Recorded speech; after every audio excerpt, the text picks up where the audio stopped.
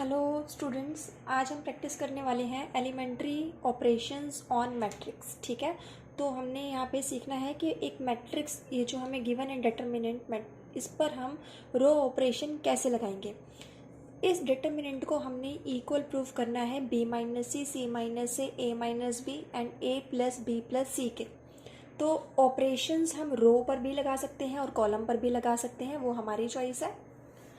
बस आपका जो ऑब्जेक्टिव है, जो गोल है, वो होना चाहिए कि इस डिटर्मिनेंट को इस फॉर्म में, राइट हैंड साइड वाली फॉर्म में कन्वर्ट करना है। ठीक है, जो हमारे हॉरिजॉन्टल होते हैं इसे रो कहते हैं, जो वर्टिकली है उसे हम कॉलम्स कहते हैं। तो मैं मेरा फर्स्ट ऑपरेशन इस क्वेश्चन में लगाने वाली हूँ। अप्लाइंग, मेरा ऑपरेशन होगा C3 के लिए, कॉलम 3 पर मैं ऑपरेशन लगा रही हूँ। और एरो का मतलब है ऑपरेशन। तो ऑपरेशन है क्या, C3 में मैंने ऐड कर दिया C1, यानी कॉलम 3 में कॉलम 1 को ऐड कर दिया। ये मेरा फर्स्ट ऑपरेशन है। अब रिजल्ट क्या मिलेगा हमें, देखो हमने कॉलम 1 और कॉलम 2 पे कोई ऑपरेशन नहीं लगाया, ऑपरेशन मेरा सिर्फ कॉलम 3 पे लग रहा है। तो सबसे पहले हम क्या करते हैं, जिस पर ऑपरेशन नहीं लगाया उस कॉलम को एज इट इज़ लिख लेते हैं। अब यहाँ पे लेकिन एक क्वेश्चन है कि मैंने जो मेरा ऑपरेशन है वो कॉलम पे क्यों लगाया। मैं रो पर भी ऑपरेशन लगा सकती थी, R1 R2 या रो 3 R3 पर भी ऑपरेशन लगा सकती थी। हमने कॉलम पर क्यों लगाया ऑपरेशन। अगर यहाँ पे कॉलम C आप लिख रहे हो, कॉलम यूज़ कर रहे हो, तो ऑपरेशन भी कॉलम पर ही लगेगा। अगर यहाँ पे आप रो लिख रहे हो, रो पर ऑपरेशन लगा रहे हो, तो यहाँ भी आपने रो को ही यूज़ करना है। ठीक है, तो मैंने कॉलम पर ऑपरेशन इसलिए लगाया है क्योंकि मेरे राइट हैंड साइड पर a प्लस बी प्लस सी दिया हुआ है, ये एक ब्रैकेट। और मैंने क्वेश्चन देख के मुझे रियलाइज़ हुआ कि यहाँ पे b प्लस सी है, अगर इसमें a ऐड हो गया तो ये a प्लस बी प्लस सी हो जाएगा, ये भी a प्लस बी प्लस सी हो जाएगा, और ये भी c में जुड़ के a प्लस बी प्लस सी हो जाएगा। तो ये एक चीज़ मैं कॉमन बाहर निकाल सकती हूँ, इसलिए मैंने मेरा फर्स्ट ऑपरेशन कॉलम पे लगाया C3 प्लस C1 करके। तो यहाँ पे इस C3 में हम C1 को जोड़ देते हैं, ये हो जाएगा B plus C plus A, ये हो जाएगा next C plus A plus B, and next हो जाएगा हमारा A plus B plus C. Okay, अब नेक्स्ट स्टेप में मैंने लिखा taking A plus B plus C common from C3। मैंने C3 से ये कॉमन ले लिया, तो यहाँ पे मेरा आ जाएगा A plus B plus C बाहर। अब अंदर क्या बच गया, ABC, A square B square C square, यहाँ रह गया 1 1 1। ओके, ये कॉमन आ गया। अब मेरा नेक्स्ट ऑपरेशन क्या होने वाला है कि मुझे नंबर्स ज़ीरो बनाने हैं। यहाँ पे देखो 1 1 1 लिखा हुआ है। ठीक है, अगर आप नंबर्स को ज़ीरो बना लेते हो तो आपका क्वेश्चन बहुत ही आसानी से सॉल्व हो सकता है। सो मैं नेक्स्ट ऑपरेशन लगाने जा रही हूँ R1 पे, रो 1 पर, एंड हमारा ऑपरेशन होगा R1 पर ऑपरेशन लगाया है, R1 में से माइनस कर दो R2। मैं दो ऑपरेशन एक साथ भी लगा सकती हूँ, किस तरीके से, एंड साथ ही साथ मैंने सेकंड रो पर भी ऑपरेशन लगा दिया R2 पर। कैसे, R2 पे ऑपरेशन लगा है कि R2 में से R3 को माइनस कर दो।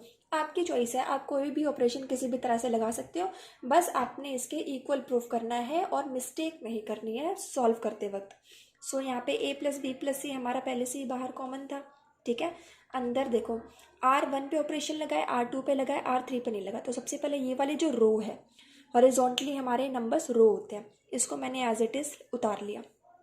अब R1 का ऑपरेशन है R1 माइनस R2, ये है फर्स्ट रो, ये है सेकेंड रो।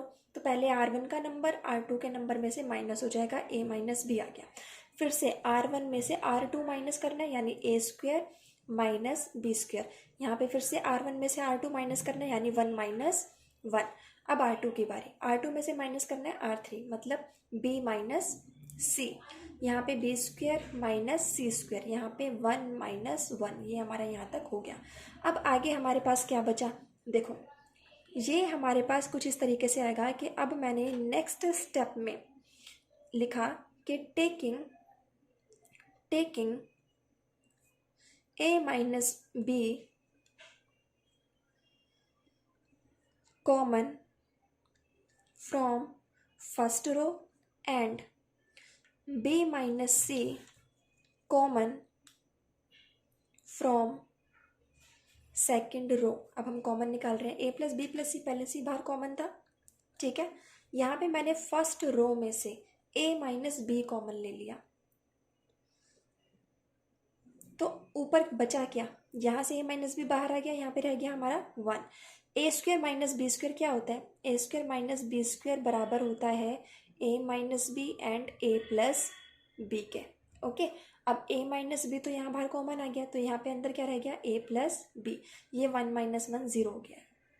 ओके, यहाँ से क्या लिया कॉमन, R2 में से बी माइनस सी कॉमन ले लिया है। ठीक है, तो यहाँ पे क्या रह गया हमारा, b माइनस सी बाहर आ गया है, तो इधर रह गया 1। यहाँ पे बी स्क्वायर माइनस सी स्क्वायर का फॉर्मूला b माइनस सी इंटू बी प्लस सी, बी माइनस सी बाहर आ गया, अंदर रह गया b प्लस सी, ये 1 माइनस 1 हो गया हमारा 0। नीचे क्या रह गया, सी स्क्वायर एंड 1। ओके, अब हमने इस डिटर्मिनेंट को एक्सपेंड करना है। ठीक है, एक्सपेंड करने के लिए आपको साइन याद होने चाहिए। डिटर्मिनेंट के साइन हमारे कैसे होते हैं, plus minus plus, minus plus minus, plus minus plus, ये हमारे डिटर्मिनेंट के साइन होते हैं। ये साइन आपको याद होने चाहिए। अब जिस भी रो या जिस भी कॉलम में सबसे ज़्यादा ज़ीरो है वहाँ से आप इसको एक्सपेंड करो। सबसे पहले स्टेटमेंट लिखेंगे, बाय एक्सपेंडिंग अलोंग तो देखिए सबसे ज़्यादा जीरो कहाँ पे है, सबसे ज़्यादा जीरो C3 में आ रहा है, कॉलम 3 में, तो मैं कॉलम 3 के अलोंग ही इसको एक्सपेंड करूँगी बाय एक्सपेंडिंग अलोंग C3। कैसे लिखेंगे, सबसे पहले जो बाहर कॉमन है उनको एज इट इज़ उतार लो। ठीक है, अब हम यहाँ पे इनको एक्सपेंड कर देंगे। एक्सपेंड कैसे करेंगे, C3 के अलोंग एक्सपेंड करना है, तो C3 हमेशा कटेगा, C3 काट दो और फिर फर्स्ट रो काट दो। एक बार C3 कटा है, एक बार R1 कटा, तो हमारा किस पे इंटरसेक्ट हुआ, ये 0 पे, इधर आ गया 0। अंदर क्या बचे, ये C3 कटा, ये R1 कटा, अंदर बचे 1 b plus C and C square.